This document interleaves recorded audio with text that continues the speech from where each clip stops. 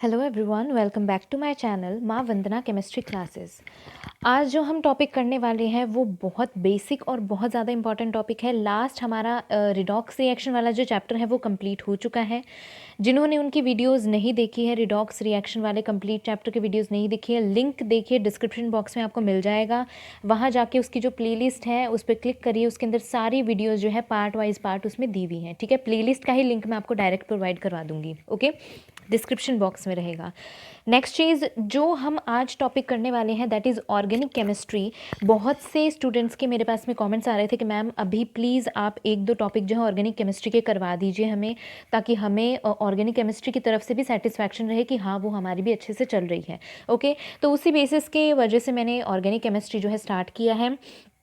And one more thing, ये जो है टॉपिक ऑर्गेनिक केमिस्ट्री का जो हम बेसिक अभी करने वाले हैं, ये सिर्फ और सिर्फ क्लास 11th के लिए नहीं है।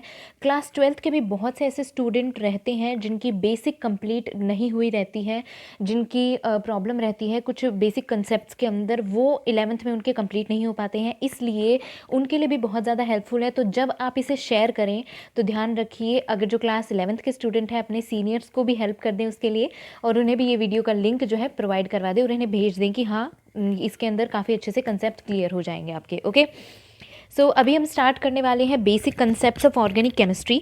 देखिए, सबसे पहले हमें ये जानना होगा कि बेसिक ऑर्गेनिक केमिस्ट्री के अंदर सबसे पहले क्या इंक्लूड होगा। ऑर्गेनिक केमिस्ट्री स्टार्ट होती है कार्बन पे, एंड होती है कार्बन पे। किस तरीके से होती है? कार्बन के सिंगल बॉन्ड के बारे में डिस्कशन हो जाएगा, कार्बन के डबल बॉन्ड के बारे में डिस्कशन होगा, कार्बन के ट्रिपल बॉन्ड के बारे में डिस्कशन होगा, जो भी फंक्शनल ग्रुप्स रहते हैं उनके बारे में डिस्कशन होगा। उनके अकॉर्डिंग ही हम कह सकते हैं कि पूरी की पूरी ऑर्गेनिक केमिस्ट्री बेस्ड होती है। ओके, कि रिएक्टेंट जो है उसके अंदर हमने ये डाला है, कैटलिस्ट डाला है, हमने रीएजेंट डाला है, उसके बाद में जो है प्रोडक्ट ये बन रहा है, वो सारी की सारी रिएक्शंस जो है ऑर्गेनिक केमिस्ट्री में रहती है। हमेशा मोस्टली जो है देखा जाता है कि ये मोस्टली कार्बन से ही रिलेटेड है। तो ये कार्बन जो होता है इसके अंदर ऐसी क्या प्रॉपर्टी होती है कि मोस्टली ऑर्गेनिक रिएक्शंस जो है वो इसी से रिलेटेड रहती हैं, that is it's catenation property. ठीक है, कार्बन के अंदर हमें पता है कैटिनेशन की प्रॉपर्टी होती है। कैटिनेशन क्या होता है भाई? कैटिनेशन एक ऐसी प्रॉपर्टी होती है, मोस्टली इसके ग्रुप के जो एलिमेंट्स होती हैं उसके अंदर ये प्रॉपर्टी प्रेजेंट होती है, लेकिन कार्बन के अंदर सबसे ज़्यादा देखी जाती है। कैटिनेशन होता है एक लॉन्ग चेन फॉर्मेशन की जो कैपेबिलिटी होती है उसे कहा जाता है कैटिनेशन। ओके, ये फर्दर जो है स्ट्रेट भी हो सकती है, ये जो है हम ब्रांच भी बना सकते हैं, और इसे हम जो है रिंग लाइक स्ट्रक्चर भी बना सकते हैं। ठीक है, वो डिपेंड करता है कि प्रोडक्ट जो है वो किस चीज़ का है या रिएक्टेंट जो है वो किस तरह का है। ये होती है catenation property. Mostly catenation property के अंदर क्या देखा गया है? Catenation is a property to form a complete ring और चेन लाइक स्ट्रक्चर। ठीक है, उसे कहा जाता है कैटिनेशन।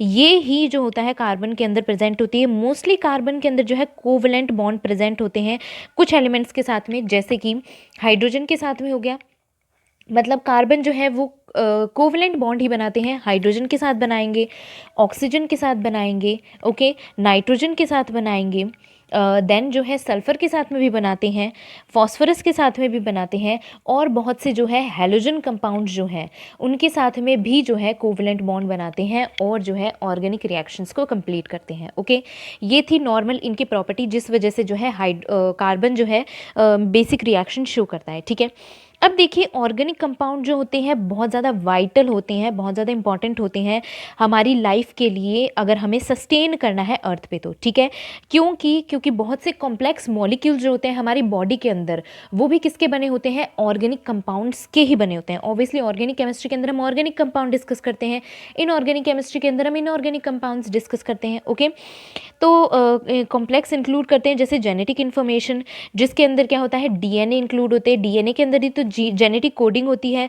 प्रोटीन्स होते हैं हमारे, ठीक है, प्रोटीन्स होते हैं जो जिसके अंदर क्या होता है? बहुत से ब्लड के लिए, हमारी मसल्स के लिए, इन सब के लिए बहुत सी इंपॉर्टेंट कह सकते हैं कि इंफॉर्मेशंस या फिर बहुत से इंपॉर्टेंट एसेंशियल कंपोनेंट्स रिलेटेड होते हैं। ठीक है, ऑर्गेनिक केमिकल्स जो होते हैं वो हमारी बॉडी के लिए बहुत ज़्यादा एज अ फ्यूल वर्क करते हैं। ठीक है, और जो हम कह सकते हैं कि बहुत ज़्यादा इंडस्ट्रियल यूजेस में भी रहते हैं, जैसे कि पॉलीमर्स जो होते हैं वो बहुत ज़्यादा यूज़ में लिए जाते हैं, डाइज़ वगैरह के अंदर यूज़ में लिए जाते हैं, मेडिसिन्स वगैरह के अंदर बहुत से ऑर्गेनिक कंपाउंड्स यूज़ होते हैं, मतलब बहुत ज़्यादा इनफाइनाइट कंपाउंड्स होते हैं जो हम कह सकते हैं कि ऑर्गेनिक केमिस्ट्री के अंदर यूज़ किए जाते हैं। ठीक है, इसलिए हम कहते हैं कि ऑर्गेनिक केमिस्ट्री की बहुत ज़्यादा एप्लीकेशंस हैं, बराबर कह सकते हैं बिल्कुल इनऑर्गेनिक के बिल्कुल बराबर रहती हैं इनकी एप्लीकेशंस। ओके, साइंस का ऑलमोस्ट डेवलपमेंट जो है बहुत ज़्यादा हुआ था, और सबसे ज़्यादा ऑर्गेनिक कंपाउंड्स की डिस्कशन जब हुई थी, जब एफ वॉलर नाम के जो साइंटिस्ट हैं,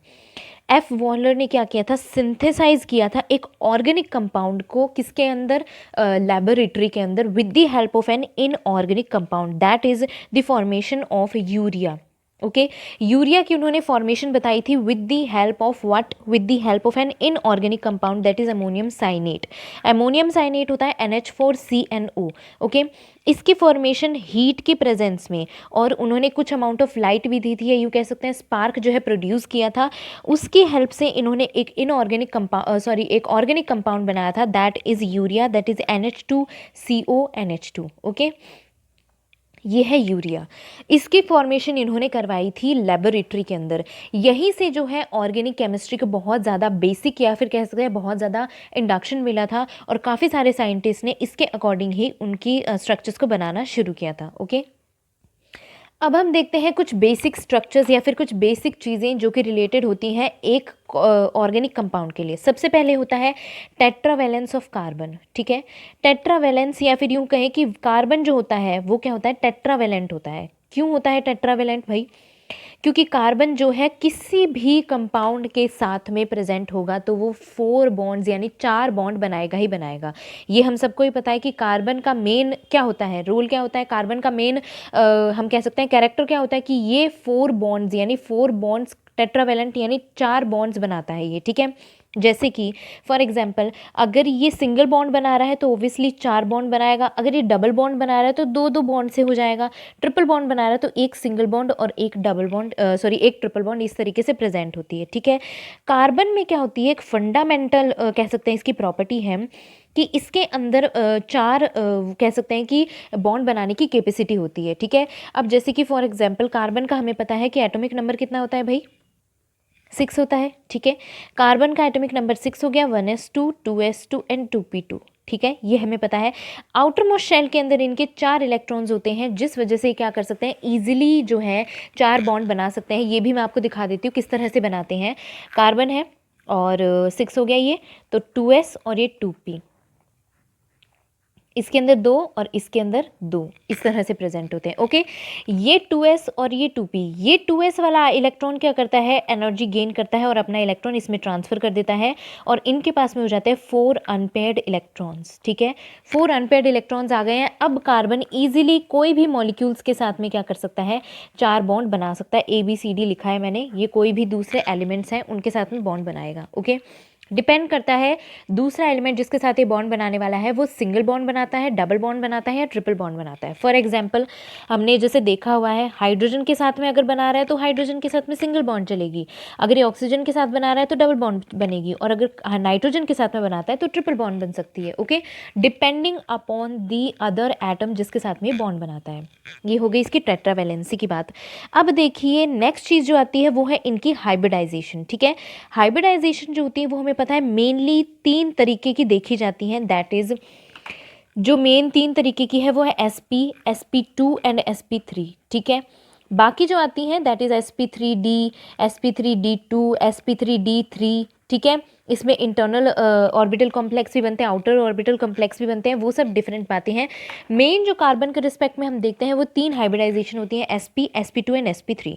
ठीक है, अब देखिए हाइब्रिडाइजेशन जो होते हैं उनमें जो स्ट्रेंथ होती है वो मैं आपको बता देती हूँ कि sp जो हाइब्रिडाइजेशन होती है इसमें s कैरेक्टर जो होते हैं, ठीक है, वो होते हैं 50%, और इसके अंदर p कैरेक्टर्स जो होते हैं वो भी होते हैं 50%। ठीक है, जिसमें s कैरेक्टर ज़्यादा होते हैं, मतलब मोस्टली ये देखा जाता है कि s कैरेक्टर जो होते हैं वो ज़्यादा होते हैं, और ये वाला जो होता है sp जो होता है ये न्यूक्लियस के बहुत ज़्यादा करीब होता है, न्यूक्लियस के ज़्यादा पास में होता है, क्योंकि इसमें क्या होती है, शॉर्टर बॉन्ड्स होती हैं और शॉर्टर स्ट्रेंथ होती हैं। ठीक है, sp2 जो होता है वो इंटरमीडिएट होता है किसके बीच का, एक चीज़ और है sp3 हाइब्रिड जो होता है, इसमें ये जो होता है इसके अंदर p कैरेक्टर्स जो होते हैं वो ज़्यादा होते हैं और s कैरेक्टर्स जो होते हैं वो कम होते हैं, और ये न्यूक्लियस से फार अवे होता है। ठीक है, फार अवे होता है ये न्यूक्लियस से। क्यों?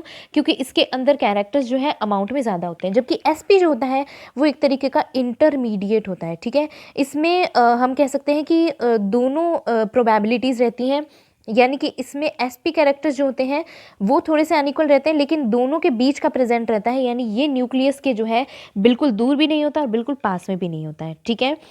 नेक्स्ट चीज़ जो आती है वो ये आती है कि जो चेंज होता है हाइब्रिडाइजेशन के अंदर, मतलब for example sp sp2 sp3, वो इलेक्ट्रॉन जो कार्बन के साथ में जो इलेक्ट्रोनेगेटिव एलिमेंट जुड़ा होता है उसके ऊपर डिपेंड करता है। मतलब कि मेन चीज़ ये है इसकी कि जितनी ज़्यादा इलेक्ट्रोनेगेटिविटी इंक्रीज होती जाएगी, फॉर एग्जांपल जितना ज़्यादा इसमें हाइब्रिडाइजेशन हम कह रहे हैं कि बढ़ता जाएगा, वो उसकी इलेक्ट्रोनेगेटिविटी, किसकी, कार्बन की इलेक्ट्रोनेगेटिविटी को अफेक्ट करेगा। यानी कि जितना ज़्यादा s कैरेक्टर होगा, ठीक है, जैसे कि फॉर एग्जांपल sp sp2 और sp3, इन तीनों में जो भी जुड़ेगा उसका जितना ज़्यादा s कैरेक्टर होगा, कार्बन की इलेक्ट्रोनेगेटिविटी उतनी ही ज़्यादा होगी। अब आपको ये चीज़ दिख रही है खुद से ही कि sp ऑर्बिटल के अंदर ऑब्वियसली s कैरेक्टर ज़्यादा है, इसमें s कैरेक्टर कम है और इसमें s कैरेक्टर सबसे ज़्यादा कम है।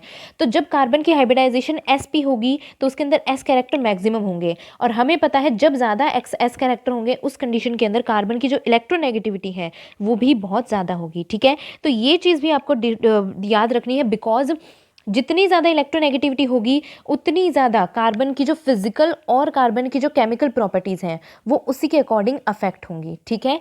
एक बार और फिर से सुन लीजिए, कार्बन जो है इसके अंदर मेनली जो अभी ऑर्गेनिक कंपाउंड्स के अंदर हम हाइब्रिडाइजेशन देख रहे हैं that is gonna be sp sp2 sp3, ठीक है। ये हाइब्रिडाइजेशन भी प्रेजेंट होती है पर मोस्टली जो होती है ये इन ऑर्गेनिक कंपाउंड्स के साथ में देखी जाती है, ठीक है। अब देखिए sp sp2 और sp3 ये तीनों हाइब्रिडाइजेशन जो होती है इनके अंदर s कैरेक्टर जो है वो डिपेंड कर रहे हैं p के अकॉर्डिंग। इसमें एक ही p है तो इसमें 50-50 कंडीशन हो गई, इसमें 25 और 25 यानी s कैरेक्टर्स भी 25 होंगे और p कैरेक्टर दो हैं p, तो 25 और 25 हो जाएंगे, ठीक है। सॉरी, s कैरेक्टर जो है वो 50 होंगे, ओके, और p कैरेक्टर जो होंगे वो भी इसके अंदर उस अकॉर्डिंग यानी 25 और 25 होते जाएंगे, और sp3 के अंदर और भी ज़्यादा होते जाएंगे डिवाइड, यानी कि इसके अंदर मैं यहीं पे लिख देती हूँ आपको, ओके। s कैरेक्टर इसके अंदर 50 होंगे और p कैरेक्टर इसके अंदर 50 होंगे। किसकी बात हो रही है? ये बात हो रही है sp की। sp2 की जब बात हो रही है तो 3 में डिवाइड करेंगे, जब भी इसको 3 में डिवाइड किया जाए तो इसमें क्या होगा, s में 33.3% कुछ रहेगा, और दोनों जो p है इन दोनों में भी क्या होगा 33.33% जो है इनके जो इनके कैरेक्टर्स हैं वो रहेंगे, ठीक है। अब देखिए sp3 जो आता है इसके अंदर s कैरेक्टर जो होगा वो 25% होगा, p3 जो होंगे उनके उनके क्या हो जाएंगे 25 और लास्ट वाला जो p है उसके भी क्या हो जाएंगे 25% जो है कैरेक्टर्स होंगे, ठीक है। यानी कि जब आप यहाँ से शुरू करेंगे तो इसमें s के 50%, फिर नीचे आए 33 और उसमें लास्ट में आए तो इसमें s के 25%। आप देख रहे हैं कि कंडीशन जैसे जैसे sp sp2 sp3 में मूव हो रहा है s कैरेक्टर्स क्या होते जा रहे हैं, डिक्रीज। अब हमने एक चीज़ ये देखी कि जितने ज़्यादा s कैरेक्टर होंगे हाइब्रिडाइजेशन के अंदर कार्बन की इलेक्ट्रोनेगेटिविटी भी उतनी ही ज़्यादा होगी। फॉर एग्जांपल अगर हम कोई मॉलिक्यूल के अंदर देख लेते हैं, कोई हमने ऑर्गेनिक कंपाउंड ले लिया है, ठीक है, for example CH3 single bond, एक मिनट, ये CH3 single bond CH3, okay, 1 2 3 4 ये कंडीशन है इसके अंदर। इसमें ये वाला जो कार्बन है ये sp3 हाइब्रिडाइज्ड है, ठीक है। अब फॉर एग्जांपल हम देख लेते हैं ये और CH3 3 और 4 और ये हो गया 1 2 3 4, ठीक है। अब जब ये वाली कंडीशन आएगी यहाँ पे फॉर एग्जांपल कोई भी दूसरा कार्बन है, इस कार्बन के अंदर जब इसके हम इलेक्ट्रॉन वो देखेंगे, इसकी जब हम हाइब्रिडाइजेशन देखेंगे तो ये sp हाइब्रिडाइज्ड होगा, ठीक है। तो इसके और इस कार्बन के कंपैरिजन के अंदर क्या होगा, इस कार्बन की जो इलेक्ट्रोनेगेटिविटी है वो ज़्यादा होगी। क्यों? क्योंकि sp हाइब्रिडाइज है और इसकी इलेक्ट्रोनेगेटिविटी जो है वो कम होगी। तो वो हमें किससे पता चलेगा, इसकी हाइब्रिडाइजेशन से। अब इनकी हाइब्रिडाइजेशन कैसे देखनी है वो भी मैं स्टेप बाय स्टेप आपको बताती रहूँगी, ठीक है। अब हम देखते हैं कुछ बेसिक कैरेक्टर्स इनकी बॉन्ड के, यानी कि जब भी अभी तो हमने हाइब्रिडाइजेशन का पॉइंट देखा था, अब हम देखेंगे कि कुछ कैरेक्टरिस्टिक्स या फीचर्स जो होते हैं इनके पाई बॉन्ड के किस तरीके के होते हैं जब भी इस कार्बन के अंदर पाई बॉन्ड्स बनती हैं, ठीक है। तो हेडिंग डाल लीजिए सम कैरेक्टर्स या फिर फीचर्स ऑफ पाई बॉन्ड, ठीक है। अब देखिए, जब इसके अंदर हमें कैरेक्टर्स या फिर फीचर्स जब भी इसके अंदर हम डिस्कस करेंगे तो सबसे पहले हमारे दिमाग में चीज़ आती है कि पाई बॉन्ड क्या होता है, ठीक है। मेरे ख्याल से अभी जो आपका जितने भी स्टूडेंट अभी ये वीडियो देख रहे होंगे उन्हें ये तो नहीं होगा कि पाई बॉन्ड कब बनता है, या फिर जो होता है कि कैसे बनता है। अगर उनको इस चीज़ का भी कन्फ्यूजन है तो मैं आपको बता देती हूँ। पाई बॉन्ड क्या होती है, एक तो होती है सिग्मा बॉन्ड, एक होती है पाई बॉन्ड, ठीक है। दो तरीके की बॉन्ड्स बनती हैं। सिग्मा बॉन्ड जो होती है वो प्रेजेंट होती है सिंगल बॉन्ड के अंदर। पाई बॉन्ड जो प्रेजेंट होती है वो प्रेजेंट होती है डबल बॉन्ड के अंदर, ठीक है। जो डबल बॉन्ड जो ये बन रही है इनके अंदर जो प्रेजेंट होती है वो होती है पाई बॉन्ड, ठीक है।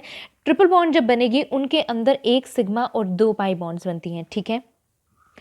अब जो ये बॉन्ड्स बनती हैं, पाई बॉन्ड जो बनती है वो बनती किस तरह से, फॉर एग्जांपल इस तरह से।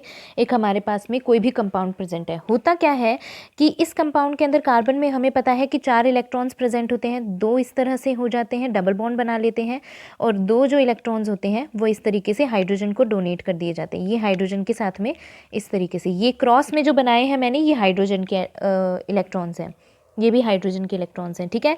और ये जो दोनों बनाए हैं ये किसके हैं, दोनों कार्बन के, 2 इस कार्बन के और 2 इस कार्बन के। ये इनके बीच में इस तरह से बॉन्ड बन गई।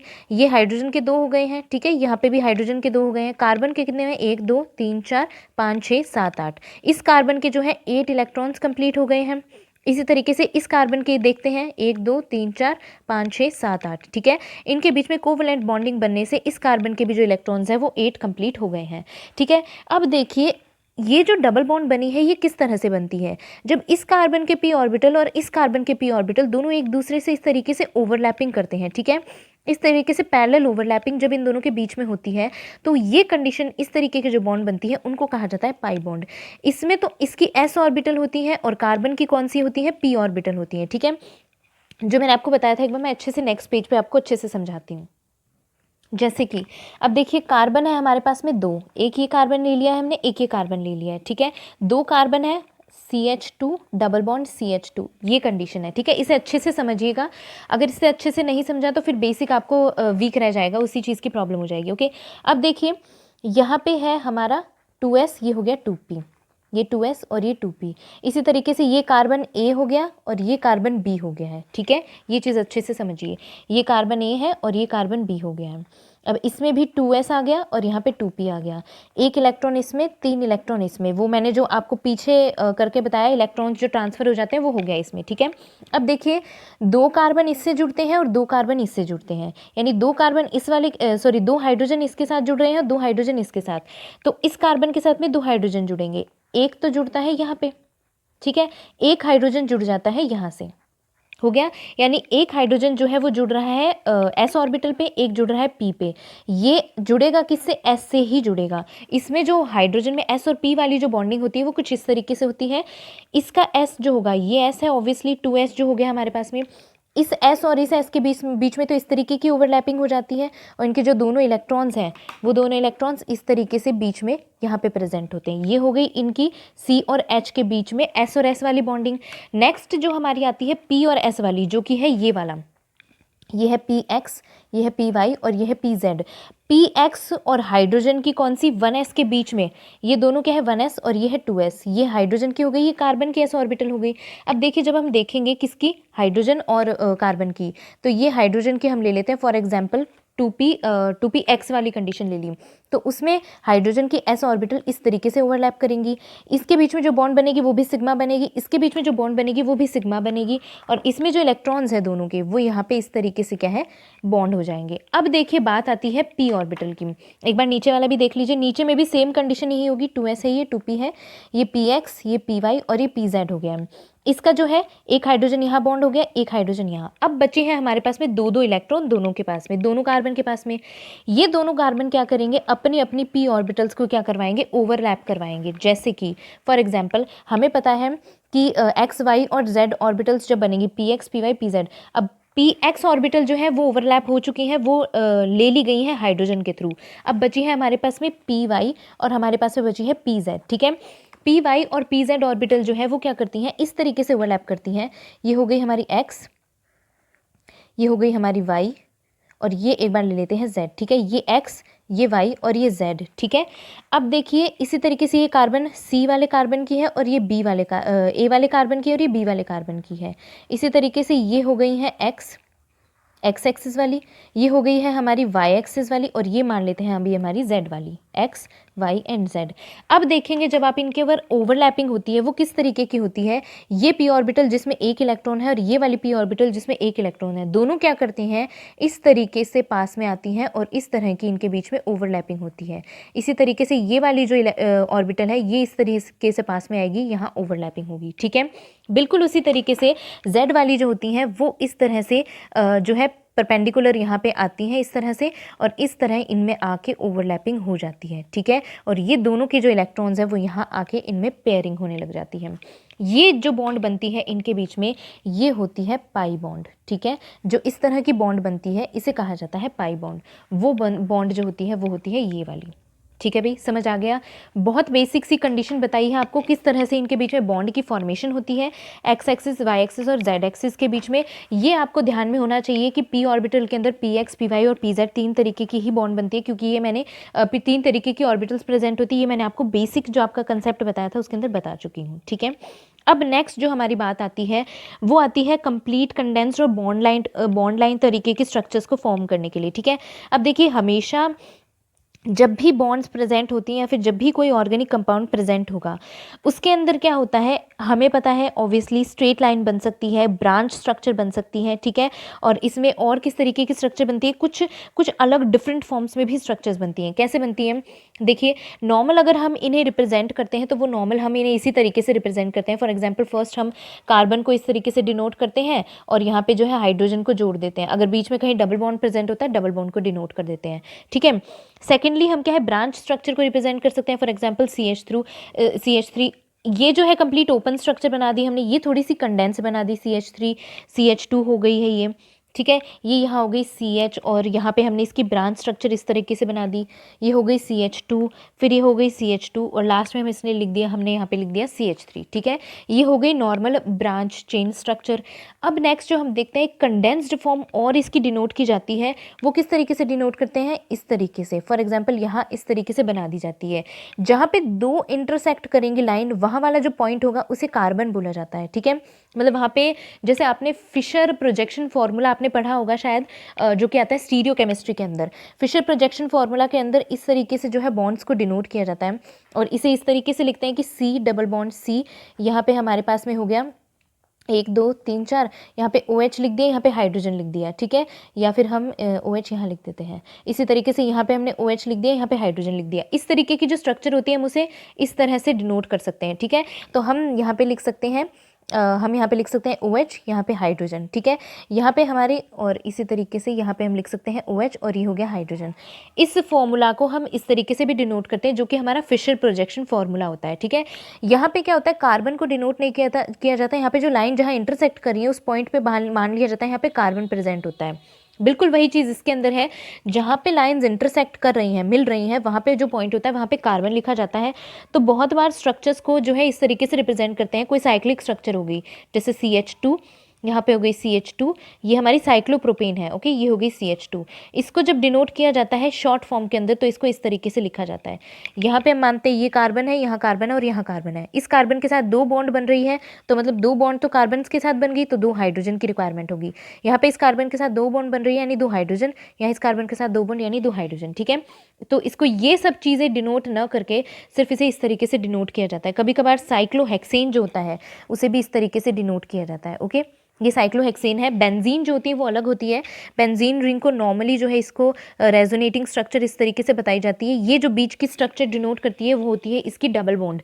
डबल बॉन्ड की वजह से इसमें रोटेशन या फिर यूँ कहें कि रेजोनेंस होती रहती है, जिस वजह से लास्ट जो इसकी स्ट्रक्चर बनती है स्टेबल स्ट्रक्चर, उसको इस तरीके से डैश डैश से डिनोट किया जाता है, जिसे हम कहते हैं कि इसके अंदर रेजोनेंस हो रही है और डबल बॉन्ड जो है एक जगह पे फिक्स नहीं रहता है, मूव करता रहता है पूरी रिंग में, इसलिए इसको इस तरीके से डिनोट करते हैं।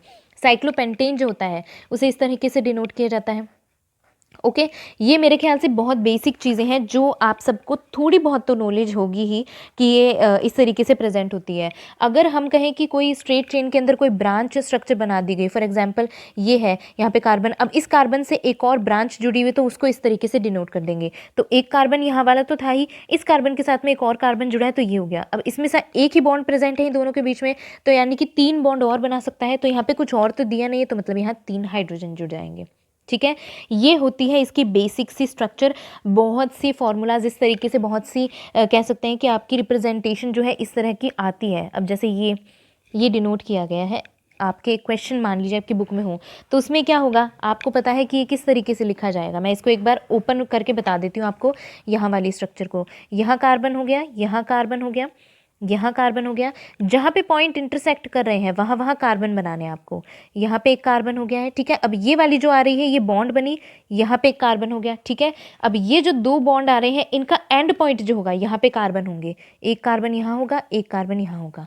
अब इनके जो है हाइड्रोजन कंप्लीट करके देखिए, 2 का बॉन्ड जुड़ी हुई है यानी 2 हाइड्रोजन, 2 बॉन्ड यानी कि 2 हाइड्रोजन, 2 बॉन्ड यानी 2 हाइड्रोजन, यहाँ भी 2 हाइड्रोजन, यहाँ भी 2 हाइड्रोजन, यहाँ पे 1 2 3 3 बॉन्ड है, सिर्फ एक ही हाइड्रोजन।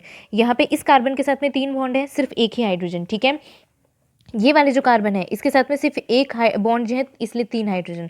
इसमें भी क्या हो जाएगा, 3 हाइड्रोजन, ठीक है। तो इस तरीके की स्ट्रक्चर जो है ये बनेगी, इसको इस तरीके से हम रिप्रेजेंट कर सकते हैं। तो ये चीज़ आपको बनानी आनी चाहिए, बिकॉज हर बार जो है डायरेक्ट इसी तरीके की आपको स्ट्रक्चर्स नहीं बताई हुई होती है। चलिए, ये आज का डिस्कशन था जिसके अंदर हमने नॉर्मली डिस्कस किया है कि किस तरीके से जो है बॉन्ड बनती हैं और किस तरीके से जो है मॉलिक्यूल्स नॉर्मली प्रेजेंट रहते हैं। ये बेसिक स्ट्रक्चर थी। नेक्स्ट वीडियो के अंदर हम डिस्कस करेंगे कि ये जो हाइड्रोजन जितने भी इनके साथ जुड़े होते हैं कौन सी ओरिएंटेशन में होते हैं, कौन से ऑन दी प्लेन होते हैं, कौन से बिलो दी प्लेन होते हैं, कौन से अबव दी प्लेन होते हैं। वो सारी हम 3 डायमेंशनल स्ट्रक्चर में आती हैं, वो डिस्कस करेंगे। आज की वीडियो इतनी ही है। अगर मेरी वीडियो पसंद आई है तो प्लीज़ इसे लाइक किए बिना मत जाइएगा। जितना हो सके इसे उतना शेयर कर दीजिए अपने फ्रेंड्स के साथ में, चाहे वो 11th के हो, चाहे वो 12th के हो, चाहे वो नीट की प्रिपरेशन कर रहे हो, चाहे वो कॉम्पिटिटिव एग्जाम के लिए प्रिपेयर कर रहे हो। बिकॉज ये जो चीज़ है ना, ये हर एग्जाम के लिए आपके रिक्वायर्ड होती है। ओके, जिसने भी चैनल सब्सक्राइब नहीं किया जल्दी से बेल आइकन को प्रेस कर लीजिए और चैनल को सब्सक्राइब कर लीजिए। मिलते हैं नेक्स्ट वीडियो के अंदर। Till then take care, bye bye.